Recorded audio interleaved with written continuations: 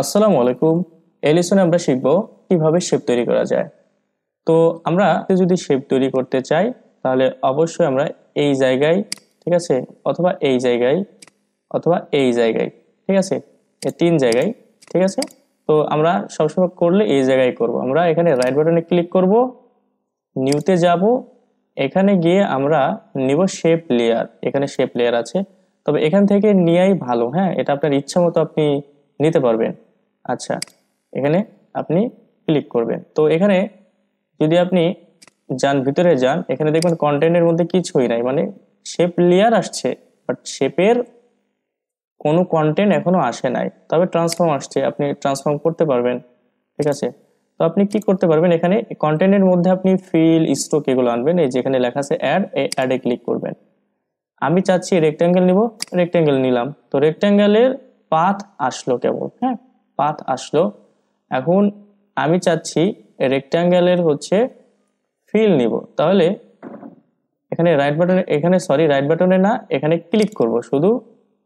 এবার ফিলে ক্লিক করব। তো দেখুন ফিল চলে আসছে। এখন আপনি চাইলে ফিলের কালারও চেঞ্জ করতে পারবেন, সেম জিনিস যেগুলো আমরা আগের লেসনে দেখেছিলাম।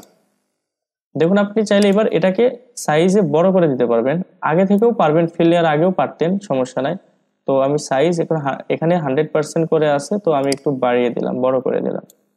ঠিক আছে, তো এবার আপনি স্ট্রোক আনতে চাচ্ছেন, এখানে ক্লিক করবেন, স্ট্রোকে ক্লিক করবেন। তো এখানে স্ট্রোক চলে আসবে। এখন আপনি দেখুন স্ট্রোক চলে আসছে, বাট স্ট্রোকের সাইজ 2 পিক্সেল। এই কারণে আপনি চাইলে এখান থেকে আপনি স্ট্রোকের সাইজ বাড়িয়ে দিতে পারবেন। ঠিক আছে, বাড়িয়ে দিতে পারবেন, এভাবে আপনি নিতে পারবেন। এখানে একটা বিষয় লক্ষ্য করেন যে আপনি যদি ম্যানুয়াল এখান থেকে শেপ নেন, দেখুন এটা হচ্ছে লেয়ার 1। আপনি যদি ম্যানুয়াল এখান থেকে নেন, দেখুন একটা পার্থক্য আছে অবশ্যই। তো দেখুন এখানে ঝামেলা, যে এভাবে টেনে নিলে আবার এই টুল দিয়ে আমার অ্যাঙ্কর পয়েন্ট ঠিক করতে হচ্ছে। দেখুন এখানে আছে, ও সরি, আমি একটা ভুল করেছি। সেটা হচ্ছে কি, যে আমি এই লেয়ারের উপরেই ড্র করে ফেলছি। আমি লেয়ার সিলেক্ট থাকা যাবে না, হ্যাঁ, তো এটা মাস্ক হয়ে গেছে। মাস্কের বিষয়টা আমরা সামনের হচ্ছে লেসনে দেখব। তো যখন আপনি অন্য কোনো শেপ নিতে যাবেন, তখন হচ্ছে আগে বাইরে ক্লিক করবেন এখানে, অথবা বাইরে ক্লিক করবেন, ঠিক আছে, বা এই যে এই জায়গায় ক্লিক করবেন।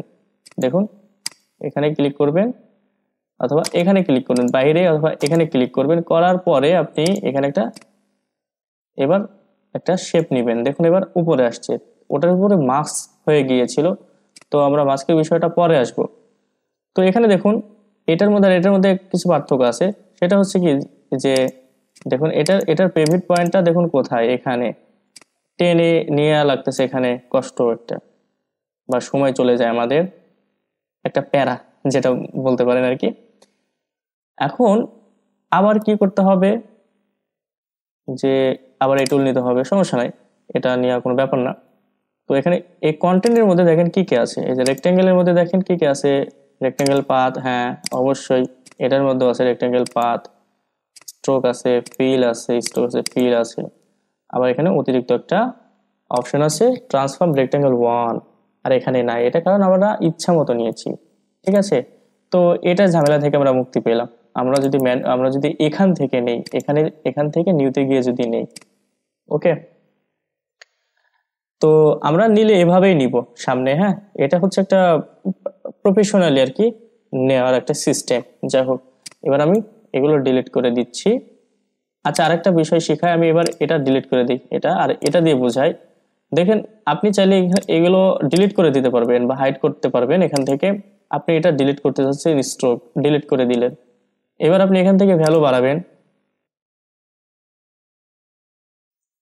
দেখুন ভ্যালু বাড়াতে চাচ্ছেন, বাড়তেছে না, কারণ এখানে স্ট্রোক, কন্টেন্টের মধ্যে স্ট্রোকই তো নাই। এই জন্য আপনি এখানে কি করবেন, স্ট্রোকে ক্লিক করে স্ট্রোক নিবেন। এবার আপনি বাড়ান, বাড়বে, দেখুন। ঠিক আছে, আপনি ফিল ডিলিট করে দিতে পারেন। আবার দেখুন ট্রান্সফর্ম, এটা যদি ডিলিট করে দেন, আপনার এই পুরো কন্টেন্টের সবকিছুই চলে যাবে। এত ঝামেলা আমরা বুঝি না, আমরা নিলে এভাবে নিব এখন থেকে শেপ লেয়ার। তারপরে যা যা আমাদের লাগে তাই তাই আমরা এখানে কন্টেন্টের মধ্যে ক্লিক করে শেপ নিব এভাবে। ঠিক আছে, আপনি চাইলে ওইভাবে নিতে পারেন, কোনো সমস্যা নাই। জাস্ট একটা পার্থক্য দেখাইলাম আর কি।